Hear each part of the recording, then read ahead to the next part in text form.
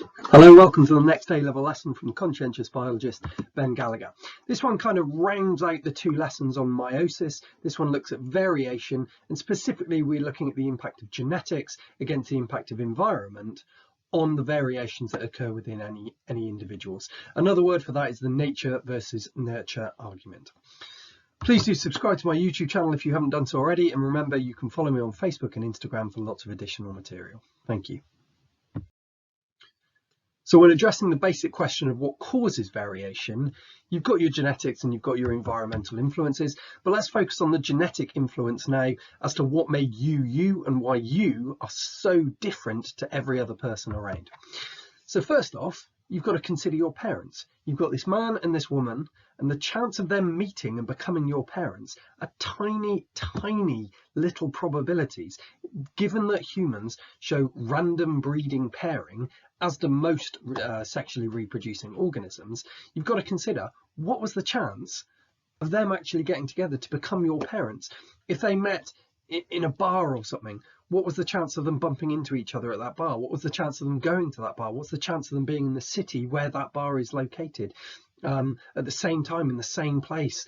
The chances of any two people meeting, absolutely infinitesimal, tiny little probabilities we're talking about here. Even if your parents were, maybe they knew each other their whole life, they happened to be at primary school together. Well, what was the chance of being at that primary school, in that class, of their parents living in that town where that primary school was, of getting into that primary school? You know, the chances of any two people actually finding each other, falling in love, having children, are ridiculously small.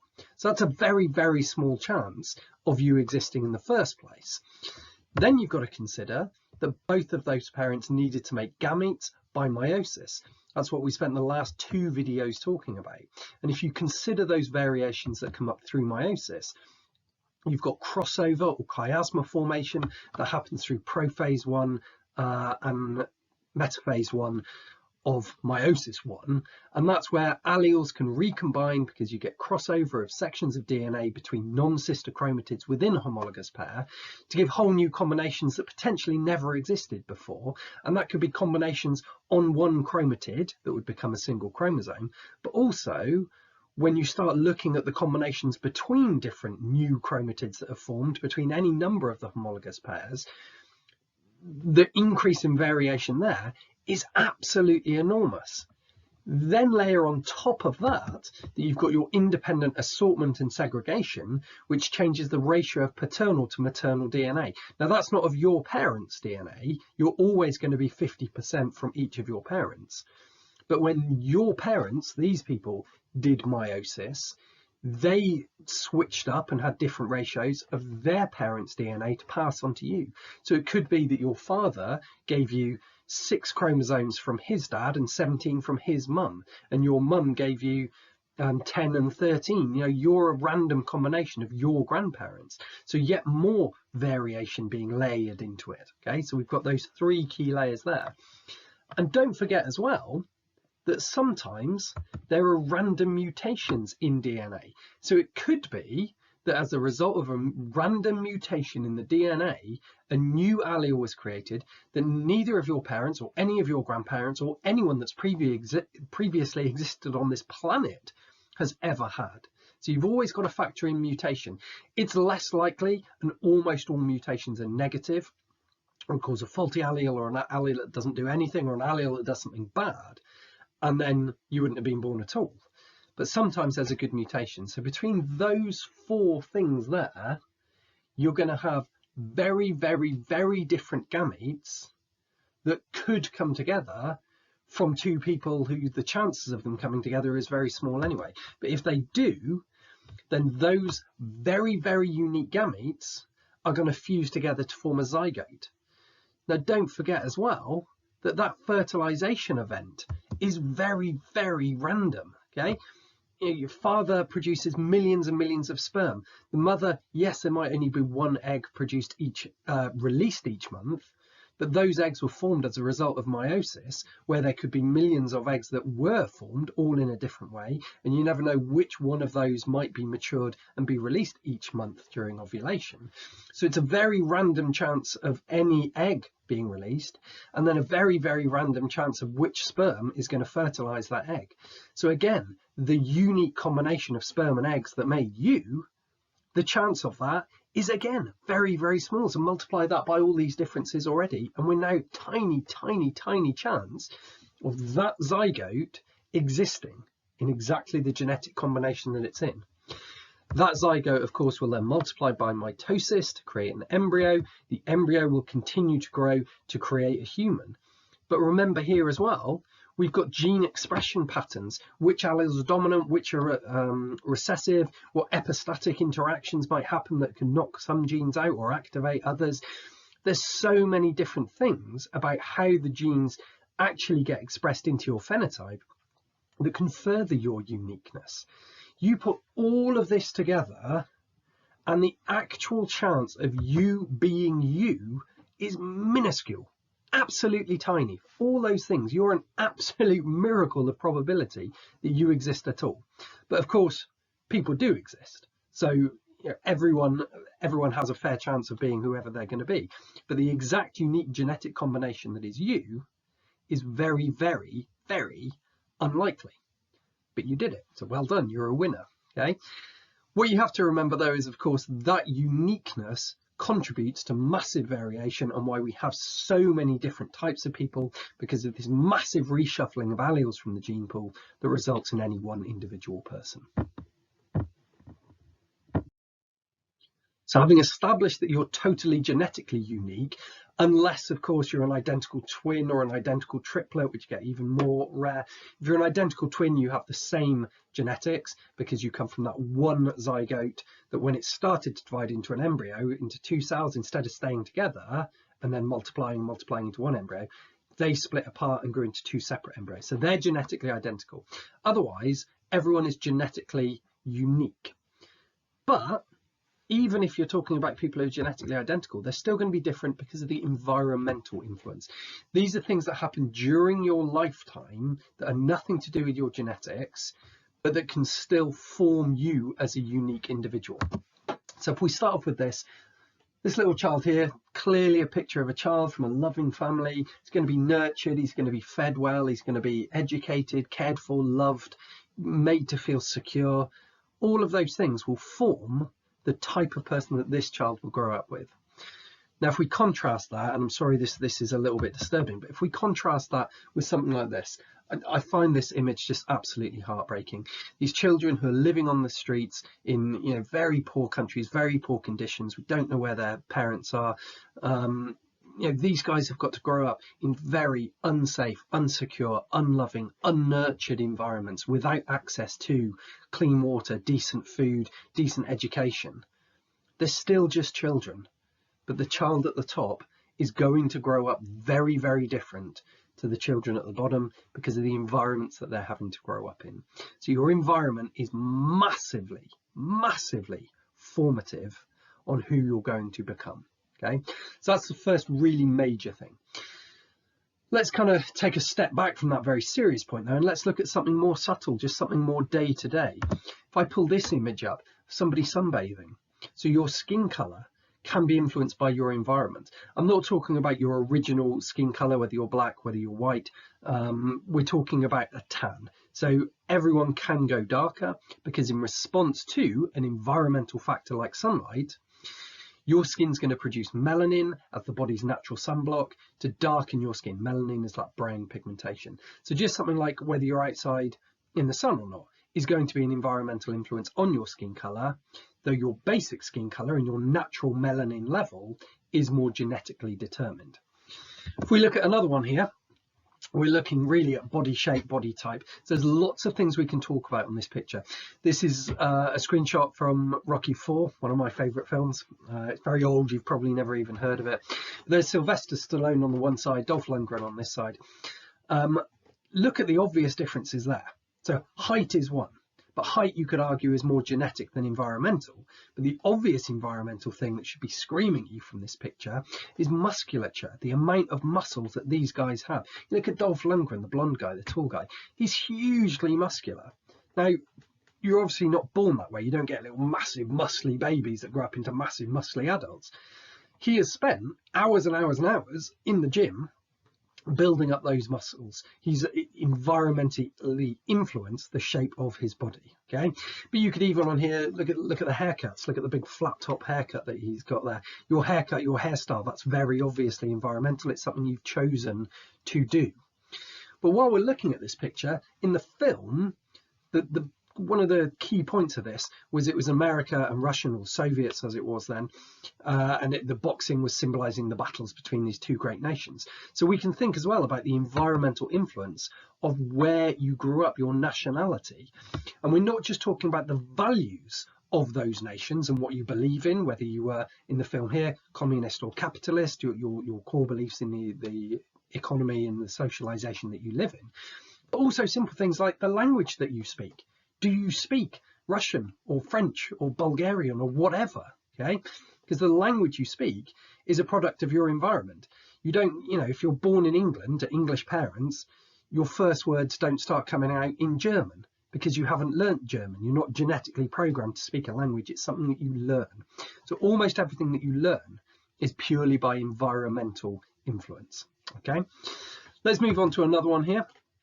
Harry Potter, my wife's favourite film. She's a bit of a nut on Harry Potter.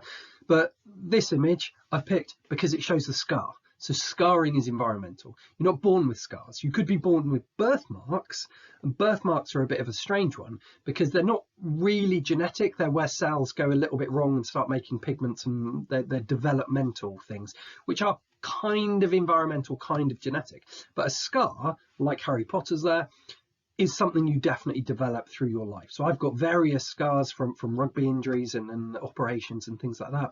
I wasn't born with those, they developed in my lifetime. But while we're talking about Harry Potter as well, Harry Potter was off to Hogwarts to get educated.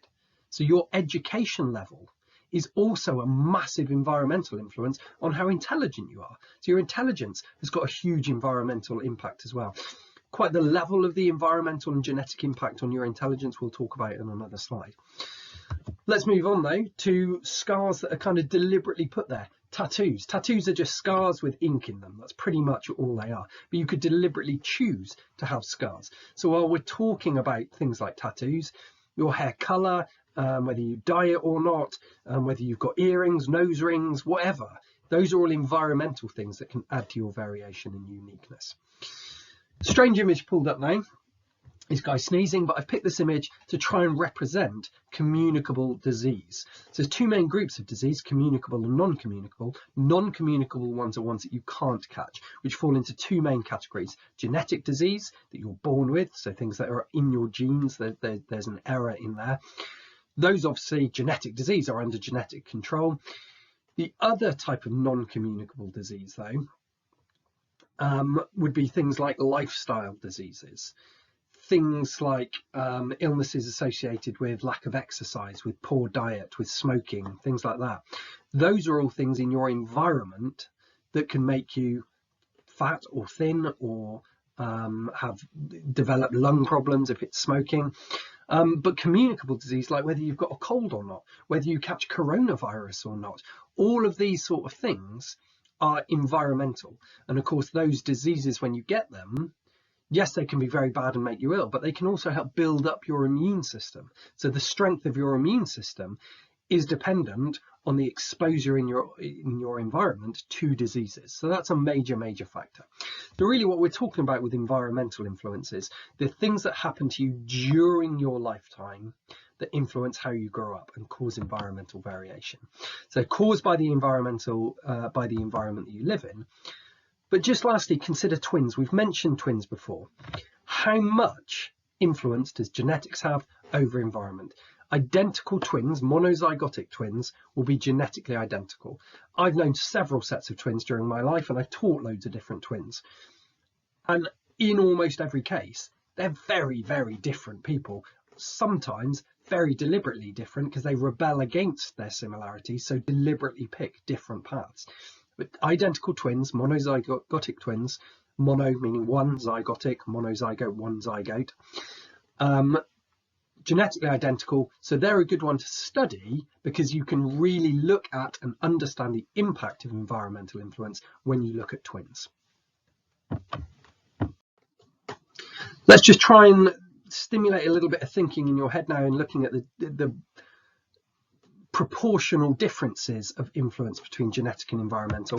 What I'm going to do is pull up a scale here with 100% genetic influence over the far side, 100% environmental above me, and let's just put one on that we know is 100% environmental. Scars.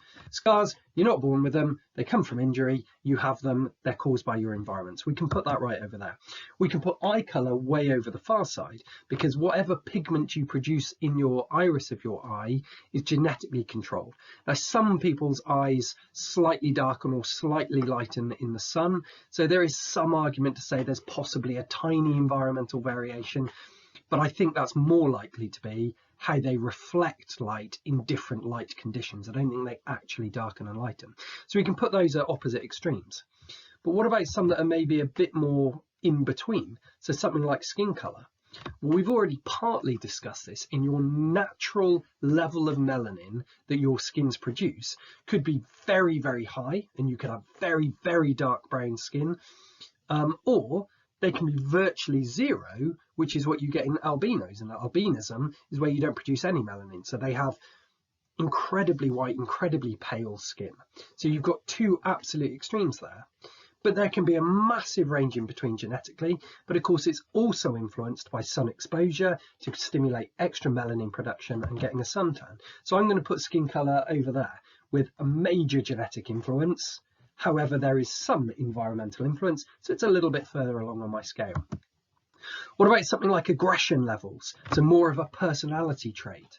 Now I've put the word somewhere in the middle there, but I'm going to put aggression there. I'm going to put it more on the genetic side than environmental. This is my opinion, by the way. I'm not saying I'm correct here. You may decide it's further down the other side. You just need to be able to argue your point in the exam. But I'm going to put aggression there because aggression is largely down to your hormone levels and your neurotransmitters in the brain, what level of testosterone you've got, things like that, okay? However, I'm putting it close to the middle because obviously if you grow up in a nurturing, kind, loving environment with very little exposure to violence and things like that, you're not likely to be an aggressive person. However, if you grow up in a very violent, aggressive household where you have to fight for everything, then you're far more likely to be aggressive. So, you know, I could just as easily have put aggression right here as almost 100% environmental. Some psychologists would say it's further down the other side. And if you're certainly looking at things like serial killers and murderers and things like that, then there certainly seems to be a strong genetic influence. But it's one of those that you could argue in both directions. Let's put language over here. Language I've put as almost 100% environmental. In fact, it probably is 100% environmental because you're going to speak the language of whatever environment you grew up in. Gender, more difficult one to pin down because we can talk about different things with gender. We can talk about literally your reproductive gender that you're born with, so whether you're reproductively male or female. In that case, we can go almost 100% genetic. But that's still not always the case because of errors that can happen in meiosis, things called non-disjunction, which could lead to extra X chromosomes or extra Y chromosomes or missing sex chromosomes that can cause, you know, some people can have both sets of reproductive organs and be hermaphrodites. So genetically, they're neither male nor female technically. There's so many different parameters that can affect whether you're genetically male or female. But the vast majority of people will genetically and reproductively be either male or female.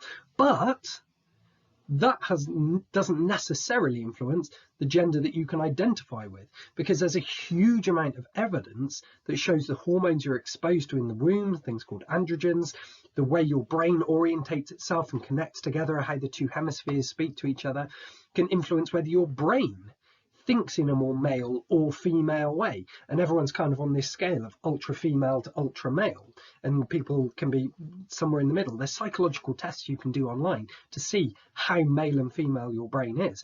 I've done it with classes, and sometimes they find it very surprising that some of the girls come out with more male brains than some of the boys. It's just the way that your mind thinks and what you can identify with. So gender's a tricky one. I'm going to put it further down the genetic side because simply going by the numbers, the vast majority of people identify with the gender that they're born with, but not everyone. So there are other influences as well. Okay, but most of those influences would be hormonal, so still genetic. It's not likely to be the environment that they grew up in that determines their gender that they identify with.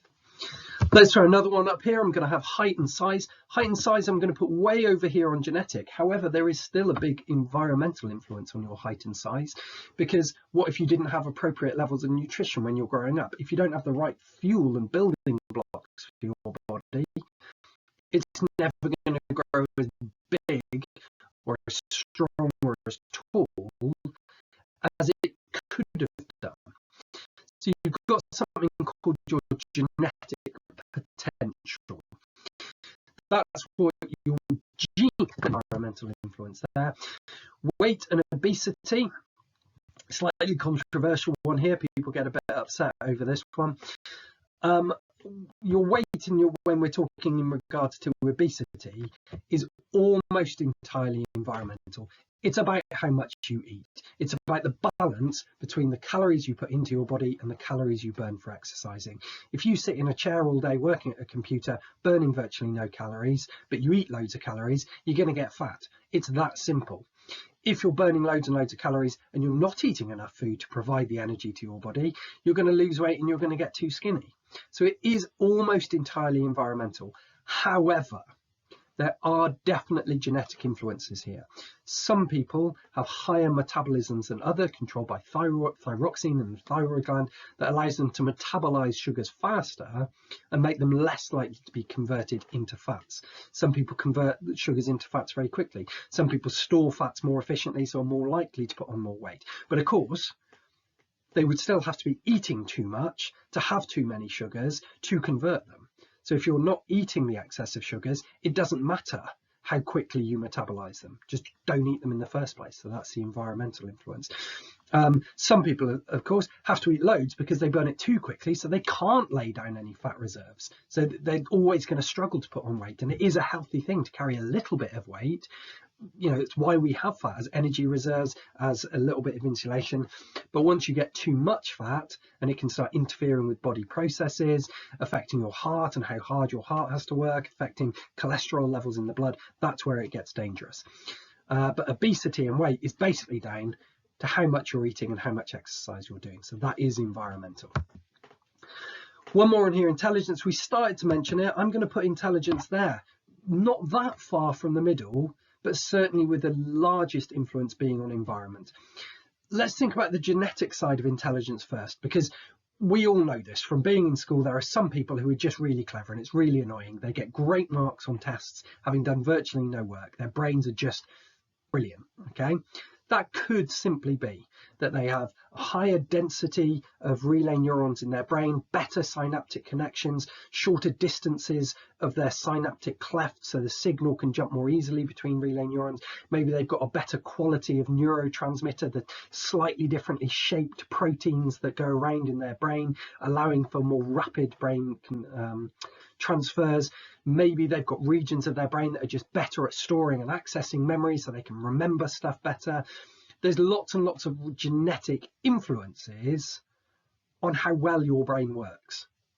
However, the most important thing to intelligence is how well you use your brain. How well do you stock it with knowledge, and how well do you work your brain to make all those synaptic connections to help you link point A to B? How do you process those? How can you link the information in? The more you can work and think and use your brain, the better it will be and the more intelligent you are going to become. That there is a genetic influence on intelligence, which is why you might get two people, one person who hardly has to do any work to get a B grade, one person who has to work incredibly hard to get a B grade, okay? But that person who didn't have to work hard, maybe they had a better education in their earlier years, which helped their brain develop at an earlier stage. But it's never too late to improve your brain. Even once you get old, You can, learn a musical instrument is one of the best things you can do for improving intelligence because it makes your brain think in different ways. Learning a language, one of the most important things you can do to help your brain work in different ways.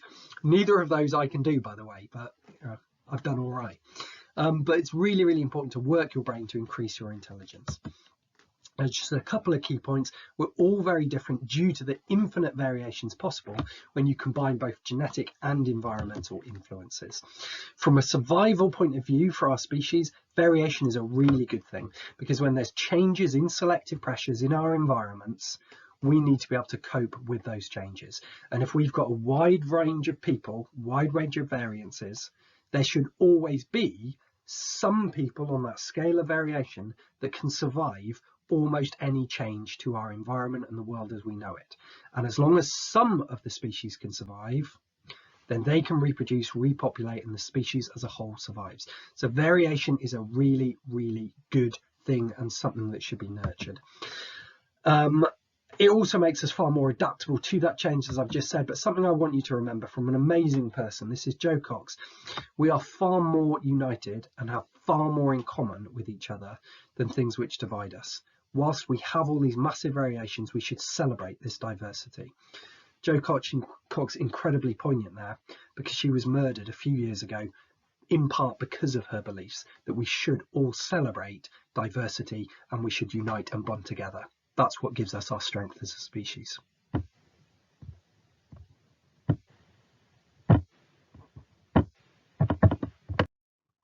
Now you can do yourselves a little celebration here because if you've been following all my lessons, I think this is the 20th maybe in the series, but this really completes all of the cell biology and biochemistry stuff, which is a huge foundation to all your A-level study. So if you've been following them all and you've watched all 20, this is a real milestone. Well done for getting here.